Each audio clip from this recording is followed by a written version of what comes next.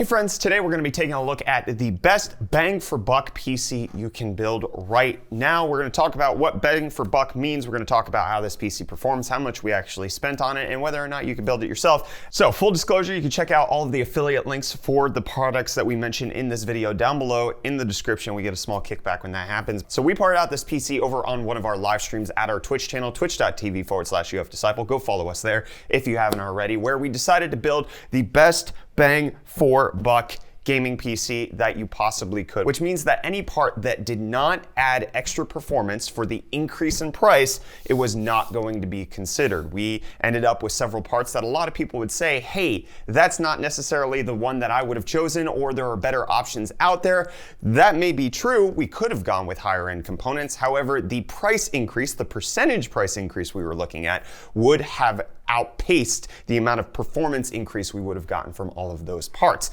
So let's go ahead and look at the parts that we do end up with in this cheapo build, because this only ended up costing us $400, which isn't a heck of a lot for a gaming PC, because we honestly did not have a price budget in mind, but simply what is the best value. So starting off with the CPU, we went with the Ryzen 3 1200AF, to which I hear everybody in the comments already complaining, but what about the Ryzen 3 3100 or 3300X? What about those?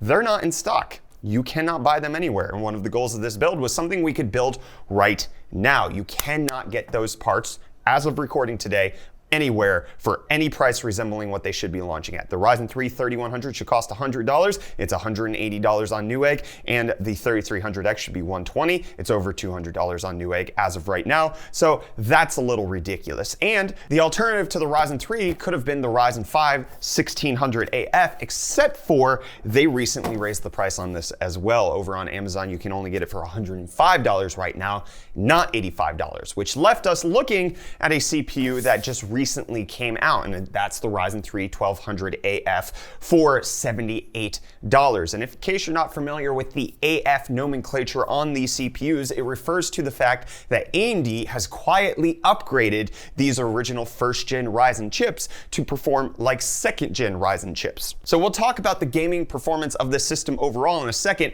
but just to quickly compare Cinebench scores on the Ryzen 3 1200AF versus the original Ryzen 3, and we have a 12% faster multi-core score and a 7% faster single-core score. So the Ryzen 3 1200AF beats its original counterpart, and it costs $25 less than the Ryzen 5 1600AF, and that $25 price increase would have been 31% extra money for not 31% extra value. We're not getting that in gaming because that's the focus of this build. So we started with the CPU. 1200AF makes the most sense for what's in stock right now. As soon as the other Ryzen 3s become available, the Ryzen 3 3100 or 3300X are probably going to have a different conversation. So just check if you're watching this video at a later date that's not anywhere near the mid part of June 2020 to see what's going on. We matched the motherboard with that. It's a cheap A320 motherboard because we didn't need overclocking, wasn't going to add that much extra performance to our budget anyways, and we didn't need any extra M.2 slots, so we went with the cheapest thing we could get, which was the MSI A320A Pro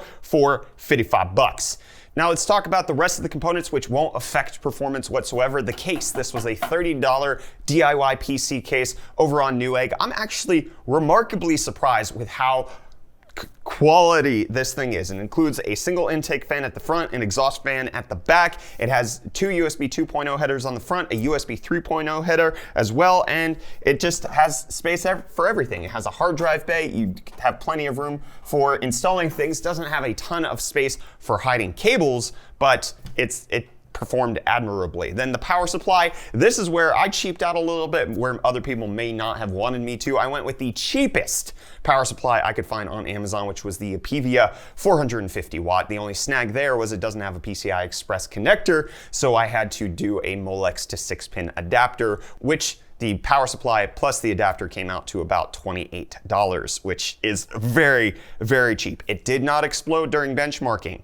No fires, nothing gone wrong. However, the reviews for Apivia aren't very stellar. I would more recommend that you go with this Thermaltake Smart 430 watt power supply, which is $37 currently, and just get a little bit more not death of your PC in the future. But I wanted to see if the PVO would work, and it absolutely did. And then for the storage, I went with a 500 gig SSD because this is a gaming PC. I wanted one, enough storage to actually hold most libraries that most people would have for their games. And then two, once you have a SSD boot drive and then a hard drive storage drive, the price just goes up. So I decided just to get a middle ground 500 gig Silicon Power SSD, $54, which was about the same price as the motherboard. It's kind of expensive, but there is something to be said in extra performance in like loading games. So I considered that a win. Then RAM, we went the Patriot 8 gigabytes, 2x4 gig stick of 2,666 megahertz RAM, $38. That's about the speed that you need on an A320.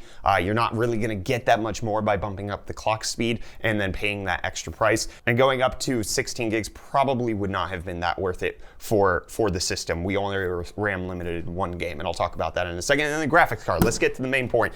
Graphics card, it's an RX 570 4 gig, the ASRock Phantom Gaming? It's the ASRock Phantom Gaming for $120. The RX 570 seems to be the best bang for buck card that you can get new right now. Used market, completely different conversation, but $120 for the RX 570 versus $150 to $170 for a 580. It just makes so much sense. And if you're paying attention to sales, sometimes these things even go for $100, which makes them a really good new purchase as of right now. So overall, I'm happy with the build. Obviously, you can see it's not exactly the most spectacular thing. The case came a little damaged, so it has a little wobble in it, but it performed pretty spectacularly. Let's get to the gaming benchmark. So we tested everything at 1080p high. We had the RAM set to 2666. No overclocking happened, just straight out of the box. Number one, power supply didn't catch on fire. Number two, benchmarks, Fortnite, 86 FPS average, GTA 5, 71, Red Dead Redemption 2, the only game where we were RAM limited the entire time when benchmarking,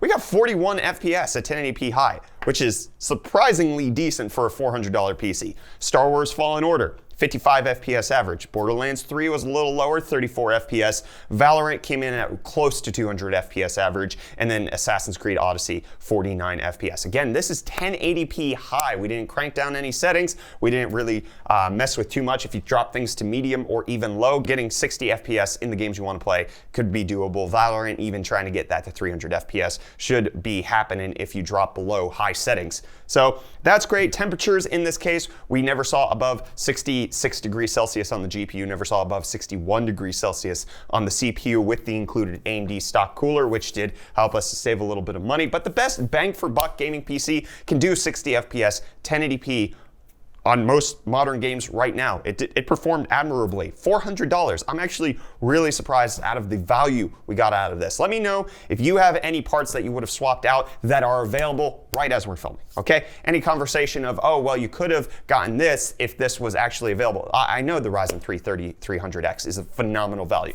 It's not available right now.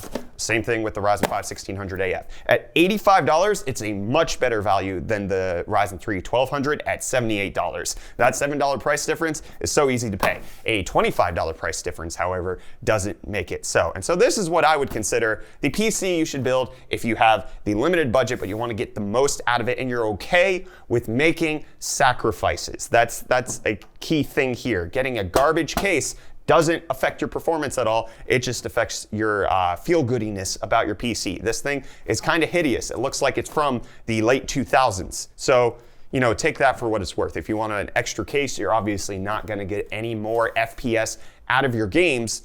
You're just gonna feel better about your desk situation. So let me know what you think of everything down below. And in case you're looking for a monitor to pair with this, I would highly recommend a monitor that we've done a video on previously, the Acer SB220Q. This thing is $90, 75 Hertz, 1080p, FreeSync, 4 millisecond response time. This gets the job done. You add this, you're at less than $500 for the entire computer and monitor setup. You add in a $50 peripheral combo and you're at $540 for a full gaming setup that would probably last you quite some time. Even with new games coming out, this system should still hold up if you're willing to drop the graphical settings. I know that some people ask me on our stream, which you should totally check out, by the way. This is where we have these conversations about these PCs. Everything in this PC was agreed upon by the community, so you can take part in that in our next future stream. But the upgrade path for the PC is a little lacking. Obviously, the A320 board holds it back quite a bit. You can upgrade to the Ryzen 5 1600 AF, get those 6 cores, 12 threads if you want. You could potentially get in a better graphics card, but you'd also have to upgrade the power supply. I can't really think of one thing in this system that you could upgrade without having to upgrade something else. If you're upgrading the CPU, I'd recommend upgrading the motherboard to at least a B350 or B450 so you get some overclocking. If you're going to upgrade the RAM, you probably should also upgrade the motherboard to take advantage of that extra RAM speed. If you're going to upgrade the graphics card, you have to upgrade the power supply. That's kind of where we're at. Maybe the SSD, you could get a 1 terabyte NVMe drive, but then again, the motherboard, you would have to get an M.2 capable motherboard. So there's compromises that happen in this build that make it so that it probably won't be one that you hold on to for decades as you try to interchange things going on. This is just somebody who may have a budget right now trying to get the most out of their cash. And we built a $400 gaming PC that does really well. So that's what I think about it. Let me know what you think of the PC build down in the comments down below. Hit the like button if you enjoyed the video. And that's going to wrap it up. I'm Brett with the UFD Tech channel. Subscribe here. Check us out on Twitch. We have a new subreddit that you can check out as well to submit memes and all of that kind of stuff, or submit your builds so that we can judge it harshly on our stream as well. Yes. Goodbye.